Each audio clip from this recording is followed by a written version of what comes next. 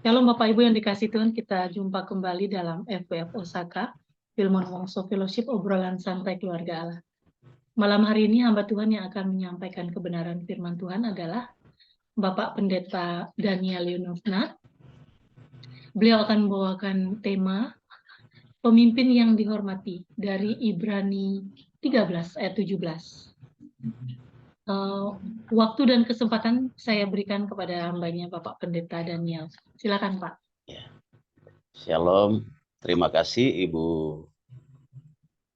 Ayu, hambanya yang setia dan terus memimpin kita di grup ya, sharing firman Tuhan FWF Osaka. Dan terima kasih saya diberikan kesempatan untuk menyampaikan firman Tuhan. Puji nama Tuhan, sesuai dengan tema yang saya berikan kepada Ibu Ayu sekitar 3 minggu lalu ya, kalau nggak salah ya, lebih kurang 3 minggu lalu, 2 atau 3 minggu lalu, yaitu pemimpin yang dihormati atau pemimpin yang menjadi teladan, yang menjadi panutan bagi kita orang percaya, anak-anak Tuhan yang mengenal Tuhan, mengenal Yesus, dan mengenal kebenarannya. Dalam firman Tuhan di Ibrani 13 ayat 17, di sini bagaimana kita diminta untuk taati dan tunduk kepada pemimpin ataupun kita menghormati pemimpin kita. Ya, saya akan bacakan buat kita semua. Ibrani 13 ayat 17, taatilah pemimpin-pemimpinmu dan tunduklah kepada mereka sebab mereka berjaga-jaga atas jiwamu sebagai orang-orang yang harus bertanggung jawab atasnya. Dengan jalan itu mereka akan melakukannya dengan gembira, bukan dengan keluh kesah, sebab hal itu tidak akan membawa keuntungan bagimu. Nah, pemimpin yang ditaati dan kita tunduk kepada mereka tentu adalah pemimpin-pemimpin yang bisa menjadi teladan, yang karakter dan kepemimpinan mereka membuat kita menaruh rasa hormat yang sangat tinggi, rasa hormat yang sangat besar. Nah, sesungguhnya di dalam cerita-cerita Alkitab sudah sangat banyak pemimpin yang bisa kita jadikan panutan. Nah, tetapi tidak juga sedikit pemimpin yang gagal dalam cerita Alkitab itu. Tidak sedikit pemimpin yang gagal. Sebagai satu pengantar, saya juga aktif di beberapa organisasi kemasyarakatan dan ada yang mempercayakan saya di bidang kerohanian dan ada juga yang mempercayakan saya di bidang hukum, HAM, dan advokasi. Kemudian juga belakangan ini mempercayakan saya di bidang pengembangan sumber daya manusia dan informatika di ormas-ormas berbadan hukum. Dan kami melihat kami mengukur ya dalam ukuran-ukuran yang bisa kita secara keilmuan bahwa ada pemimpin-pemimpin yang memenuhi kriteria, pemimpin-pemimpin daerah ya yang memenuhi kriteria dan mereka bisa memimpin daerahnya dengan baik. Mereka bisa memimpin daerahnya dengan baik, bisa memimpin wilayahnya dengan baik, bisa memimpin organisasinya dengan baik, dan mereka menjadi teladan,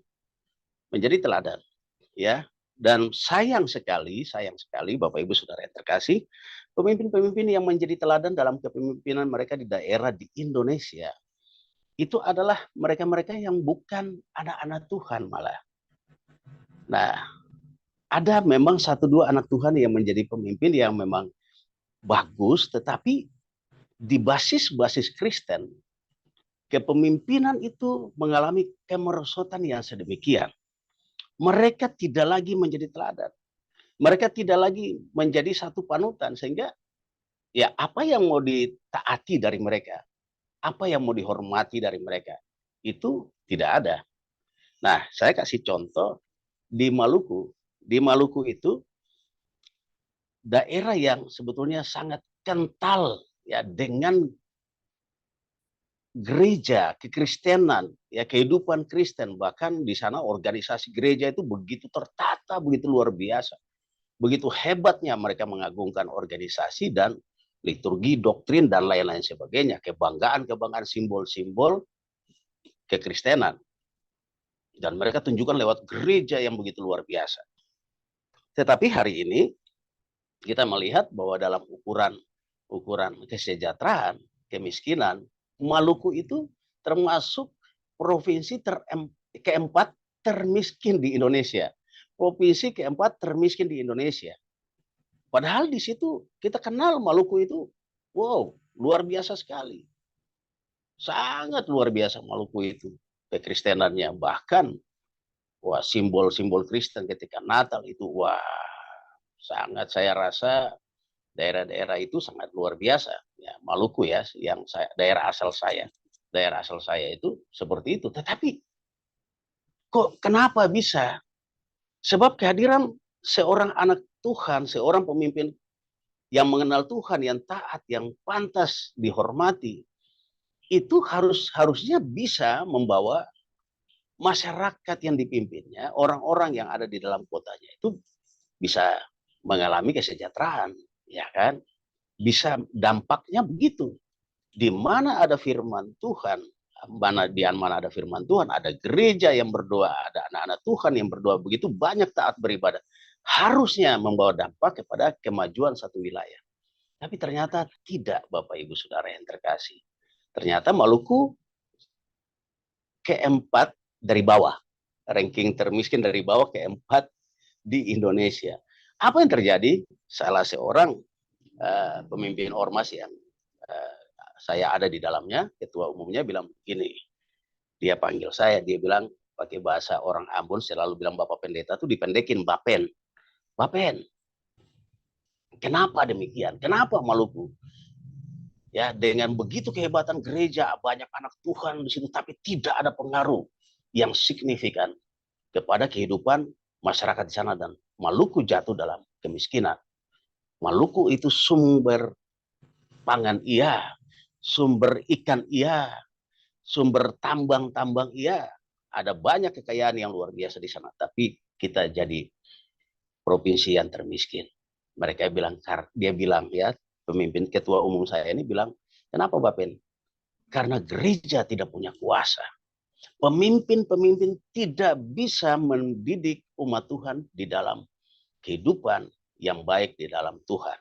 Sehingga apa? Mereka hanya ibadah saja, hanya liturgi saja, hanya seremoni saja. Secara organisasi mereka hebat, luar biasa, tapi nggak ada kuasa, nggak ada dampaknya.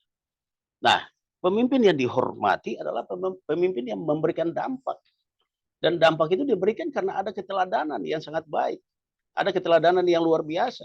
Nah, hari ini krisis kepemimpinan di gereja, ya, di basis-basis Kristen itu terjadi krisis kepemimpinan.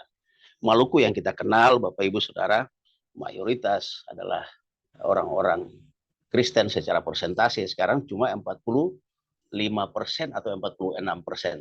Tidak sampai 50, pokoknya tidak sampai 50%. Kita sudah kalah jumlah. Nah, itu banyak faktor di situ. Kenapa? Karena tidak juga membawa dampak, ya. Tidak menjadi teladan sehingga tidak ada perkembangan.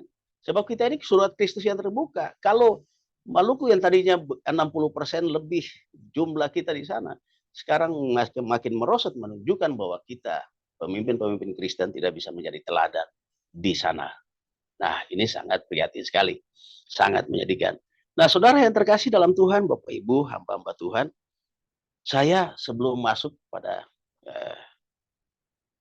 yang akan kita bicarakan tentang pemimpin yang memenuhi kriteria, ya, saya akan memberikan dulu gambaran tentang ada 3 tokoh Alkitab, ya, selain Yesus tentu ya, ada tiga tokoh Alkitab yang kepemimpinannya itu bisa kita lihat satu persatu. Tuhan sudah menciptakan Adam dan Hawa, dan Tuhan, ya, Allah mengharapkan bahwa Adam ini bisa menjadi seorang pemimpin yang baik. Dia menjadi pemimpin bapak bagi semua bangsa. Dan dari Adam ada keteladanan, ada hal-hal yang Allah hendak kerjakan untuk manusia selanjutnya. Nah, tapi kita melihat bahwa Adam, seorang yang betul-betul dia hidup dekat bergaul dengan Allah. Hidup dekat bergaul dengan Allah, dia bisa berbincang-bincang dengan Allah secara langsung, ya.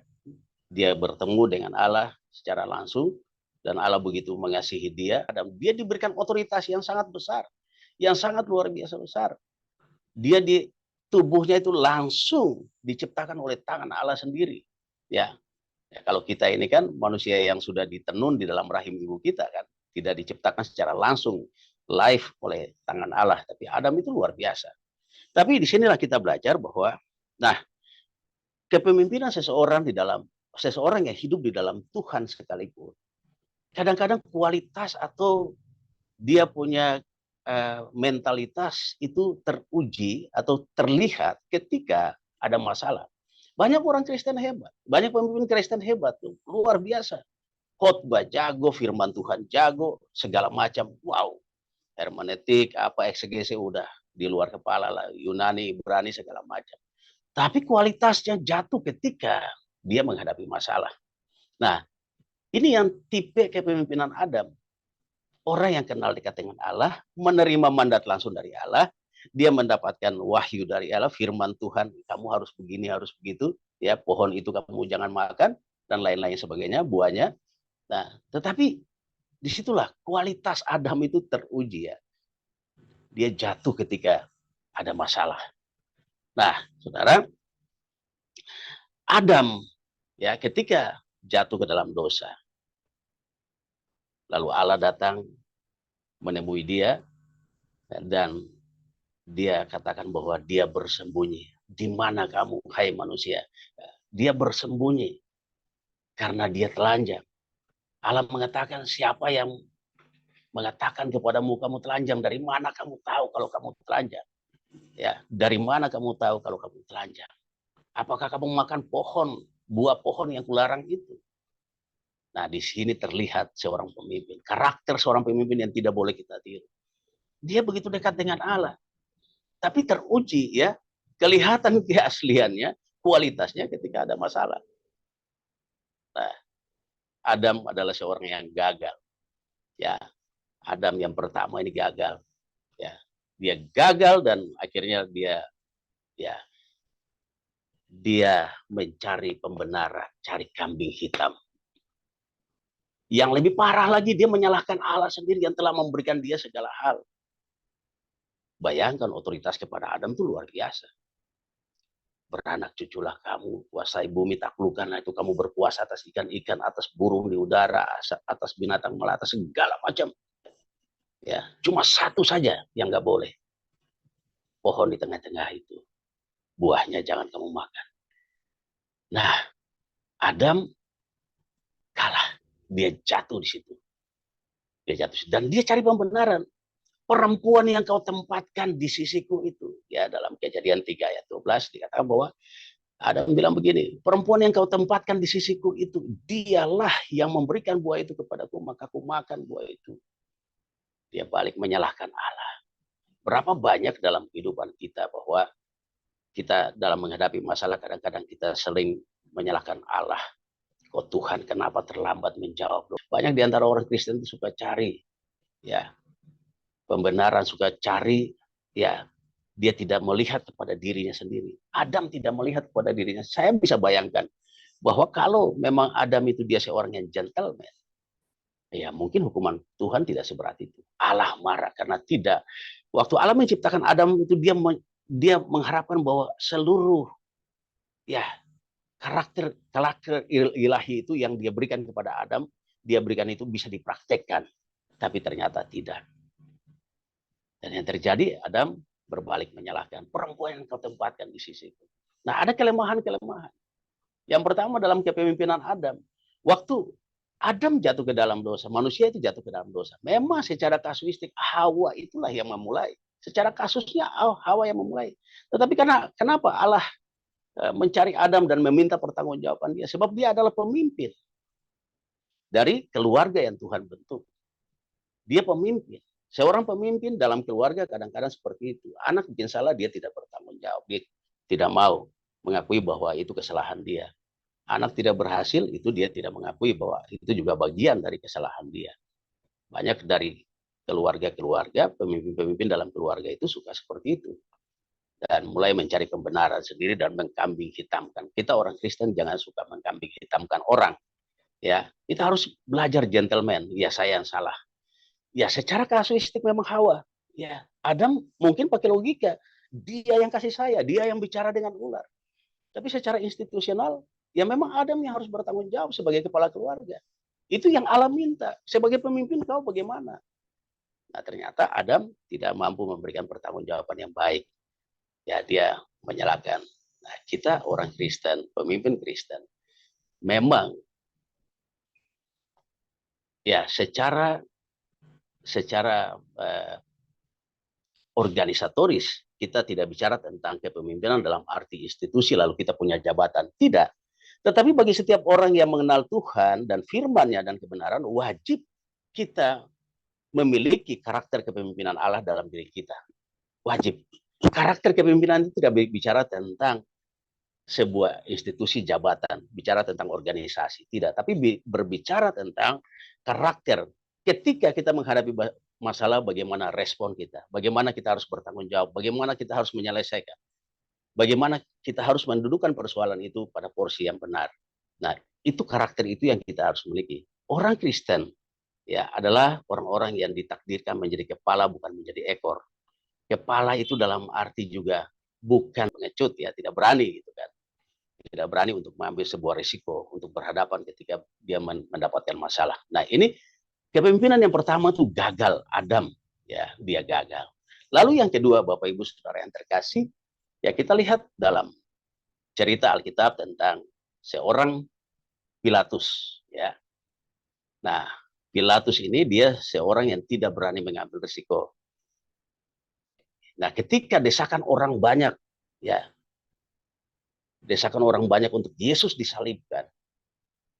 Nah, dia juga cari-cari dan dia, wah tidak terdapat kesalahan pada orang ini. Saya tidak mau menanggung kesalahan sesuatu yang orang ini tidak bersalah. Saya tidak mau ada masalah dalam diri. Dia tidak berani mengambil risiko dan dia takut tekanan orang banyak. Dia takut ketekanan orang banyak. Padahal kita lihat ya, kalau seharusnya orang Kristen itu, orang-orang yang percaya itu, ya kita harus berani mengambil sebuah risiko. Walaupun kita demi kebenaran kita harus berhadapan dengan orang banyak. Tapi Pilatus ini memang kita nggak bisa. Dia orang yang tidak mengenal Allah ya. Dia orang yang tidak mengenal Allah dan dia ya oke, mungkin bisa dibilang wajar. Tapi karakter seperti ini tidak boleh ada dalam kehidupan seorang Kristen. Ya, yang tidak mau melakukan membenarkan diri dan tidak mau ambil risiko untuk sebuah kebenaran yang dia yakini. Dia sudah tahu bahwa tidak ada kesalahan pada Yesus, tapi dia tidak berani untuk memberikan keputusan. Seorang pemimpin yang berani, yang pantas menjadi teladan, adalah pemimpin yang berani mengambil keputusan. Ya, kita semua saat kita memimpin organisasi atau apapun, tidak semua keputusan kita itu disukai banyak orang. Tetapi kalau kita yakin bahwa itu benar, ambillah sebuah keputusan. Ambil keputusan. Seorang pemimpin itu harus siap bahwa dalam kepemimpinannya dia siap tidak menjadi populer karena keputusan yang dia ambil mungkin tidak bisa menyenangkan hati banyak orang, tetapi kalau dia yakin itu benar harusnya dia ambil keputusan itu. Nah, model Pilatus ini jangan sampai ada dalam kehidupan anak-anak Tuhan ya, dalam Matius 27 ayat 24. Itu tidak boleh ada dalam kehidupan anak-anak Tuhan, pemimpin yang seperti Pilatus ini. Nah, itu pemimpin yang kedua ya. Yang pertama orang yang dekat dengan Tuhan dan dia mengenal Tuhan, menerima mandat dari Tuhan. Yang kedua orang yang tidak mengenal Tuhan ya, tetapi karakter pemimpinnya itu dia kepemimpinannya itu tidak baik, dia tidak berani mengambil risiko dan dia tunduk di bawah tekanan banyak orang dan dia mengabaikan kebenaran yang dimiliki oleh orang yang dia tuntut dan dia akhirnya ya sudahlah tidak mau mengambil sebuah risiko. Nah, yang ketiga adalah Ayub. Bapak Ibu Saudara yang terkasih, ini pantas kita teladani Ayub. Ayub itu dia saleh. Dalam Ayub pasal pertama bagaimana percakapan Tuhan Yesus dengan iblis setelah iblis itu mengelilingi dunia, dan Tuhan bilang, lihat nggak hambaku Ayub, wah luar biasa, dia seorang yang saleh, seorang yang betul-betul di hidup ya, menjauhi larangan, menjauhi hal-hal yang tidak berkenan kepada Allah, dan dia hidup dalam ketaatan kepada Tuhan. Nah, iblis bilang, karena engkau memagari dia, ya kan? Tapi kita lihat dalam Ayub 1 ayat 4 sampai dengan 5. Ayub 1 ayat 4 sampai dengan 5, kita lihat bahwa di situ betul-betul karakter Ayub, sebetulnya kalau kita baca baik-baik di situ, hampir-hampir ya bisa dikatakan bahwa Ayub secara pribadi itu tidak melakukan kesalahan. Tapi dia menyadari bahwa ada institusi yang dia pimpin, yaitu yang namanya keluarga. Dan dalam keluarga itu ada anak-anaknya. Ya, anak-anaknya Ayub 1 ayat 4 sampai dengan 5, ya. Ayat 4, anak-anaknya yang lelaki biasa mengadakan pesta di rumah mereka masing-masing menurut giliran, dan ketiga saudara perempuan mereka diundang untuk makan dan minum bersama-sama dengan mereka, bersama-sama mereka. Setiap kali apabila hari pesta telah berlalu, Ayub memanggil mereka, menguduskan mereka. Keesokan harinya, pagi-pagi bangunlah Ayub lalu mempersembahkan korban bakaran sebanyak mereka sekalian, sebab pikirnya mungkin anak-anakku sudah berbuat dosa dan telah mengutuki Allah di dalam hati. Demikianlah dilakukan Ayub senantiasa. Nah, ada kesadaran, ya, ada kesadaran bahwa dia harus bertanggung jawab atas orang-orang yang dipimpinnya. Dan dia juga menyadari bahwa bisa saja anak-anaknya melakukan salah dan dia mengambil alih tanggung jawab itu. Nah, ini sangat berbeda dengan Adam. Istrinya bikin salah, dia ceburin istrinya. Dan berbalik seperti cenderung menyalahkan Tuhan, ya. Menyalahkan Tuhan. Itu perempuan yang kau tempatkan di sisiku. Tapi kalau Ayub, dia mengambil alih. Ya, kalau anak-anaknya yang melakukan itu, dia mempersembahkan korban, meminta pengampunan dari Allah, dan agar kemarahan Allah mereda kepada dia dan anak-anaknya. Secara institusi, inilah yang sangat dibanggakan. Bahwa seorang pemimpin itu harus seperti itu. Dalam keluarga terutama, ya. Dalam keluarga. Kadang-kadang kita lihat bahwa anaknya bikin salah, bapaknya tidak mau peduli, ya, tidak mau ambil satu tindakan untuk menyelesaikan dan lain-lain, ataupun ibunya tidak mau peduli. Nah, ini Ayub ini menunjukkan bahwa seorang pemimpin yang sangat baik, ya, dalam keluarga.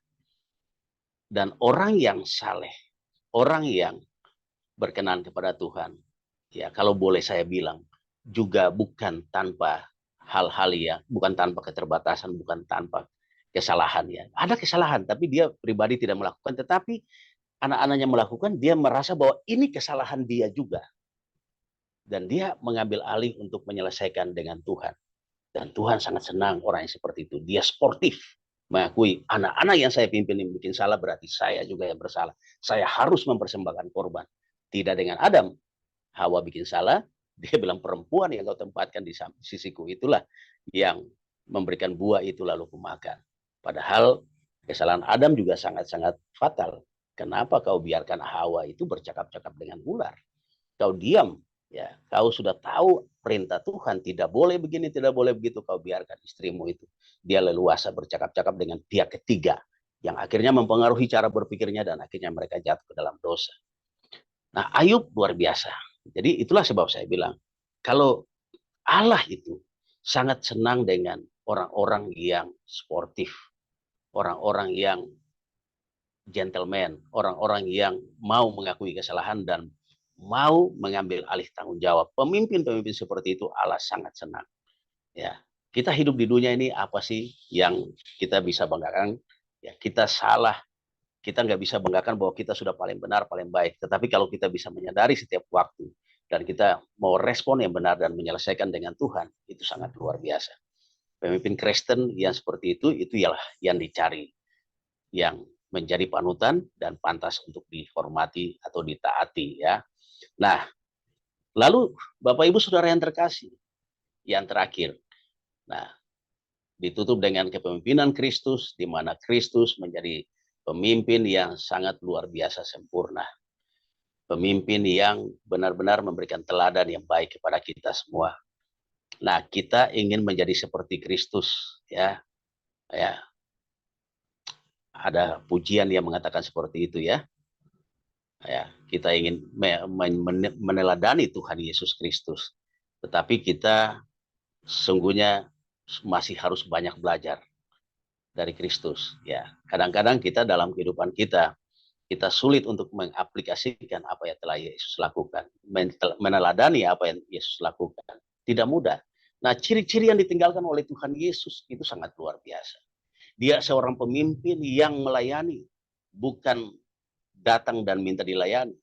Walaupun dalam firman Tuhan dikatakan bahwa itu apa? Dia adalah raja. Dialah Allah yang menjelma menjadi manusia. Tetapi dia mengambil satu inisiatif, satu tindakan untuk melayani orang-orang yang kepadanya dia diutus. Ya, dalam Ibrani, dalam Matius 20 ayat 28 dikatakan bahwa sama seperti anak manusia datang bukan untuk dilayani melainkan untuk melayani dan memberikan nyawanya bagi tebusan banyak orang. Nah, luar biasa. Dia datang untuk melayani. Dia datang untuk melayani kita semua. Artinya apa? Dia merendahkan dirinya sedemikian rupa, ya.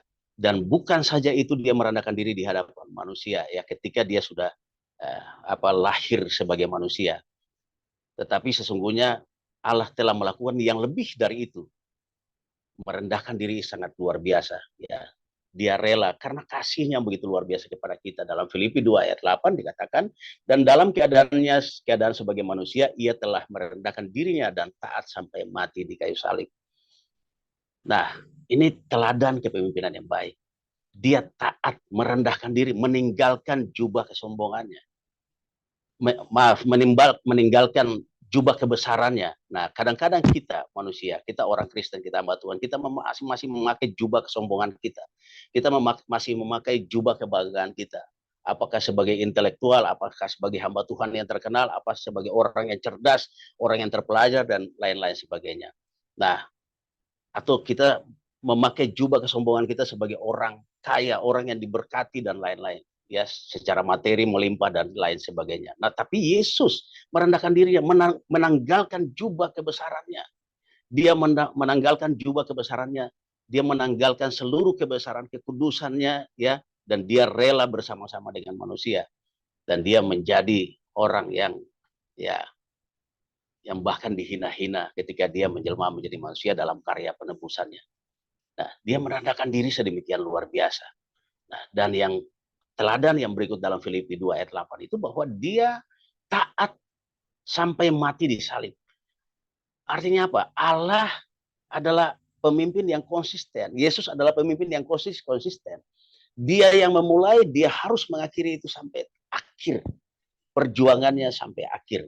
Misinya itu dia lakukan sampai tuntas. Seberapa banyak kita yang meninggalkan pekerjaan kita di tengah jalan. Misi yang Tuhan bebankan kepada kita, kita tinggalkan di tengah jalan. Banyak hamba-hamba Tuhan juga yang tidak sampai tuntas menyelesaikan pekerjaannya. Banyak anak-anak Tuhan juga yang tidak total dalam melakukan satu misi yang Tuhan bebankan kepada dia. Nah, ini yang harus kita teladani. Lalu hal yang berikut adalah bahwa Yesus juga pemimpin yang tidak sulit ditemui. Ya, dia sangat mudah ditemui bahkan oleh orang-orang yang sebetulnya dianggap najis pada masa itu. Dalam Markus 1 ayat 40 sampai 42 bagaimana orang kusta pada masa itu juga adalah orang-orang yang najis, orang-orang yang diasingkan dan tidak boleh orang bergaul dengan mereka. Dianggap najis. Kusta itu satu penyakit yang sangat dianggap najis dan diasingkan mereka-mereka itu. Tapi Yesus tidak menjaga jarak dengan mereka dan dia mentahirkan mereka. Bahkan dalam cerita yang lain ada 10 orang kusta yang datang kepada Yesus dan Yesus menyembuhkan mereka. Dia pemimpin yang tidak berjarak, tidak membuat jarak karena satu ukuran, satu takaran, ya, satu ukuran, satu pandangan umum dari orang. Tapi bagi dia semua orang yang ada, yang dimana Yesus diutus untuk semua manusia, siapa saja tipenya, jenisnya, dia temui. Nah, kadang-kadang Bapak Ibu Saudara yang terkasih, kalau saya melihat, saya bukan menghakimi lembaga pelayanan. Ada lembaga pelayanan tertentu itu yang mereka memberikan ukuran kepada hamba Tuhan. Ada gereja juga, ya, saya dengar seorang teman saya berkata, Ketika dia datang dengan motor, mereka tanya. Jadi majelis sambut dia dan mereka tanya, Bapak datang ke sini naik apa? Nah, karena dia tidak diberitahukan sebelumnya bahwa ini gereja ini dia punya apa modelnya seperti ini. Dia bilang saya datang dengan motor Pak, saya parkir di sana gitu. Oh iya. Akhirnya mereka kasak kusuk dan mereka bilang Pak mohon maaf kami nanti Bapak dijadwalkan ulang ya, mohon maaf gitu kan, kami nggak bisa hari ini Bapak melayani. Nah ternyata setelah dia selidiki, yang datang ke situ harus pakai mobil. Sekarang dalam kekristenan sendiri mereka bikin kelas gitu kan, bikin kelas-kelas tertentu dan orang dengan kondisi tertentu nggak boleh datang. Orang mau datang beribadah menyampaikan firman Tuhan, mau menemui Tuhannya dalam peribadatan, tapi tidak boleh. Tapi Yesus tidak memberikan jarak ya, tidak membuat jarak dengan orang-orang yang bahkan dipandang najis pada masa itu, yaitu orang-orang kusta. Ya, Markus 1 ayat 40 sampai 42. Yesus tidak memberikan jarak kepada mereka. Sangat luar biasa. Nah, kemudian yang berikut adalah Yesus adalah pemimpin yang tidak egois.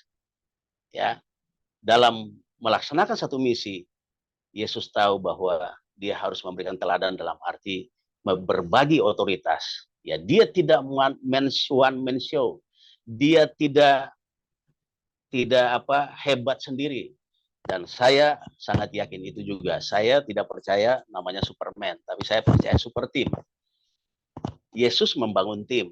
Selain 12 rasul yang bersama-sama dengan Yesus, Yesus pula mengutus 70 rasul lain untuk pergi melayani. Dan kepada mereka diberikan otoritas, diberikan mandat untuk melayani.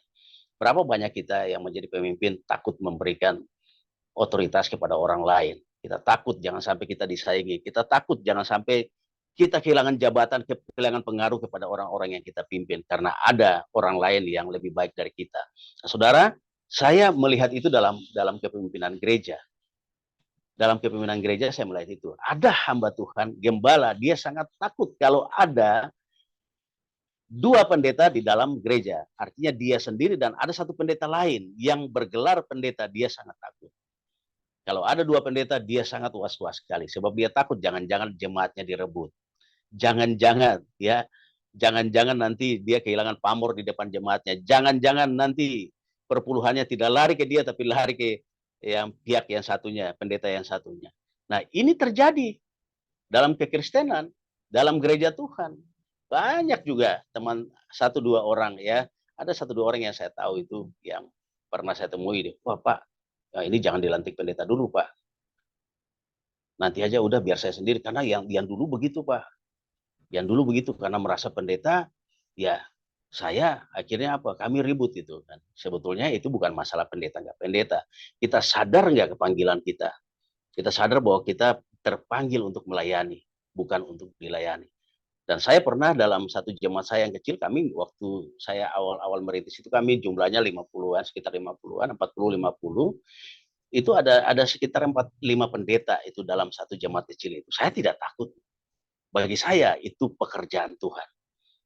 Ya, kalau Tuhan kehendaki, ya kalau memang ada yang terbaik yang muncul dari orang-orang pendeta-pendeta di sekitar saya, ya silakan. Malah lebih bagus kalau mereka bisa maju. Nah, ini luar biasa. Yesus tidak one man show. Ya, padahal dia punya segala kekuasaan dan otoritas yang dia bisa melakukan apa saja. Tetapi dia membangun satu teamwork yang baik. Dia sangat rendah hati. Ya, Markus 6, di mana dia memanggil murid-muridnya dan dia berbagi otoritas kepada mereka. Nah, Yesus melaksanakan fungsi manajemen dengan baik. Ya, dia berbagi otoritas. Yang berikut adalah pemimpin yang diteladani adalah pemimpin yang jemput bola. Dia mengunjungi, mendatangi, dan mencari mereka yang terhilang. Dia proaktif dalam pelayanan.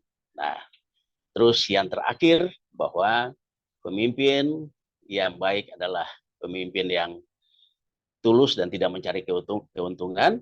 Ya, 1 Petrus 5 ayat 2. Ya, gembalakanlah kawanan domba yang ada padamu, jangan dengan terpaksa, tetapi dengan sukarela, sesuai dengan kehendak Allah, dan jangan mau mencari keuntungan, tetapi dengan pengabdian diri. Nah, pemimpin-pemimpin seperti ini ya sekarang sulit dicari ya, memang bukan menghakimi. Ya, jarang ada pemimpin yang mau rugi. Ya, jarang ada. Kalau bukan betul-betul anugerah Tuhan kepada orang tersebut untuk memimpin dan dia mau memberikan totalitas kehidupannya, apa yang dia punya, apa yang dia miliki. Banyak orang menyanyi, hamba-hamba Tuhan itu mereka bilang, wah sampai nyawa pun mereka mau kasih kepada Tuhan, tapi pelitnya minta ampun. Bagaimana mau kasih nyawa? Hamba Tuhan pelitnya minta ampun. Ya, itulah seperti fakta-fakta yang ada dalam kepemimpinan gereja. Terakhir yaitu bagaimana seorang pemimpin harus menjadi teladan. Segala kehebatan dia itu tidak akan ada artinya kalau dia tidak memberikan teladan. Ya, Yohanes 13 ayat 15, sebab aku telah memberikan suatu teladan kepada kamu supaya kamu juga berbuat sama seperti yang telah kuperbuat kepadamu. Yesus tidak hanya pintar bicara, tidak hanya berteori, tetapi membuktikan dalam perbuatan, sebab kepintaran tidaklah lengkap jika tidak disertai dengan contoh perbuatan di dalam kasih. Nah, itulah sebabnya kita boleh bangga melayani sebagai apapun, boleh punya karunia sehebat apapun, tetapi tidak ada teladan yang kita berikan, tidak ada perbuatan nyata yang kita berikan di dalam kasih kepada orang-orang yang kita pimpin, maka kita percuma. Itulah sebabnya ketika terjadi masalah di jemaat Korintus, mereka saling mengklaim di antara mereka bahwa saya punya karunia ini yang terhebat, ini yang terhebat, itu yang terhebat, ini yang terhebat, itu yang terhebat. Rasul Paulus menulis surat kepada mereka dan berkata dalam 1 Korintus 13 ayat 1, sekalipun kamu bisa berkata-kata dalam bahasa manusia dan bahasa malaikat, tetapi kalau kamu tidak memiliki kasih, kamu sama dengan gong yang berkumandang dan canang yang gemerincing. Kamu nol, bahasanya seperti itu, nggak ada apa-apanya. Ya, jadi itulah kehebatan kita, itu harus dibarengi dengan praktek di dalam keteladanan kita dan perbuatan kita kepada orang-orang yang kita pimpin. Nah, keteladanan ini sangat sulit Bapak Ibu Saudara yang terkasih. Bicara tentang pemimpin ini bicara tentang saya sendiri, juga mengkhotbahkan saya sendiri, bukan kepada orang-orang yang mendengar, tetapi saya juga ya untuk diri saya sendiri untuk menjadi motivasi untuk apa yang saya sampaikan, bahwa saya harus berusaha semaksimal mungkin untuk bisa melakukan hal-hal yang Tuhan mau. Keteladanan dalam kepemimpinan. Nah, sebagai penutup, pemimpin yang baik bukan tanpa kesalahan, bukan tanpa keterbatasan, tetapi memiliki respon yang benar. Contoh Ayub, dia bukanlah tokoh yang tanpa salah, tetapi dia bertanggung jawab atas orang-orang yang dipimpinnya. Dia menyadari bahwa sebagai kepala keluarga dia tidak bisa mengendalikan anak-anaknya. Ya, bukan seperti Adam yang penakut, tidak bertanggung jawab dan memilih jalan aman, cari aman. Nah, menghormati pemimpin itu sangat penting, terutama pemimpin rohani yang memimpin kita dalam gereja, dalam penggembalaan, sangat penting Bapak Ibu. Sebab pemimpin yang memimpin kita ke dalam kehidupan iman, kerohanian kita, itu mereka melakukan hal yang besar dalam kehidupan kita. Mereka memimpin kita kehidupan setelah kematian dan tidak ada batas waktunya. Untuk kehidupan yang kekal selama-lamanya. Dan itu lebih berharga dari apapun yang kita dapatkan di dunia. Itulah sebab Bapak Ibu Saudara yang terkasih, mari kita menghormati pemimpin kita yang mengajarkan kita kepada kebenaran. Karena mereka akan membawa kita kepada satu kehidupan yang luar biasa di dalam Tuhan setelah kematian kita di dunia ini. Hidup di dunia ini cuma 70-80 tahun, kata Mazmur. Ya, kalaupun 80 tahun, kebanggaannya adalah kesukaran dan penderitaan. Nah, jadi kalau umpamanya kita dituntun kepada kehidupan yang sangat panjang waktu, tidak ada batas waktunya, itu berarti kita dituntun oleh pemimpin yang membawa kita kepada kehidupan yang baik, ya, kehidupan yang kekal di dalam surga rumah Bapa. Ketika kita sudah selesai di dunia ini, itu mereka itu luar biasa. Mereka memelihara jiwa kita, memelihara rohani kita dengan firman Tuhan. Ya memang itulah kadang-kadang hamba Tuhan ya seperti itu. Seorang pemimpin rohani itu kadang-kadang seperti itu. Ya, sekalipun seribu kebaikan dia lakukan, ketika satu kesalahan terjadi, itu maka habislah dia.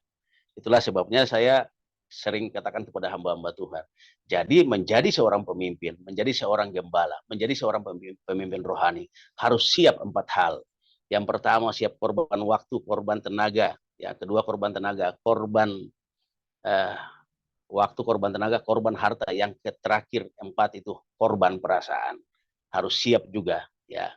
Karena tidak semua keputusan yang kita buat itu bisa menyenangkan orang. Kadang-kadang kehidupan kita, ya itulah pemimpin. Seperti mata tombak yang selalu tumpul, selalu bersentuhan dengan target, selalu bersentuhan dengan benda-benda keras. Sehingga seorang pemimpin yang dihormati bukanlah tanpa keterbatasan. Dia juga butuh ditopang.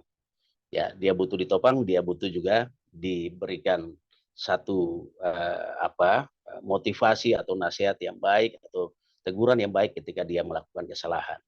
Nah, seorang pemimpin yang baik bukan tanpa keterbatasan, tetapi dia menyadari bahwa dia berespon benar dan dia menyadari bahwa setiap waktu dia harus koreksi diri di hadapan Tuhan. Dan itulah yang bisa saya sampaikan kepada kita semua. Nah, Allah menentukan kita untuk menjadi pemimpin, minimal dalam keteladanan kita.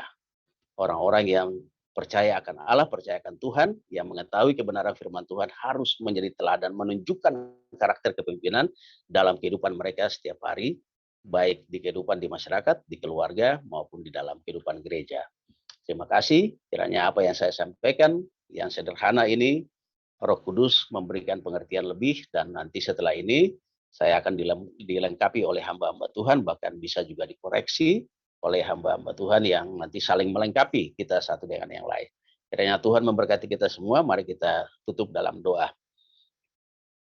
Allah yang kami muliakan dalam nama Tuhan Yesus, hamba telah menyampaikan firman Tuhan, hamba terbatas dalam kata-kata dan hikmat Tuhan.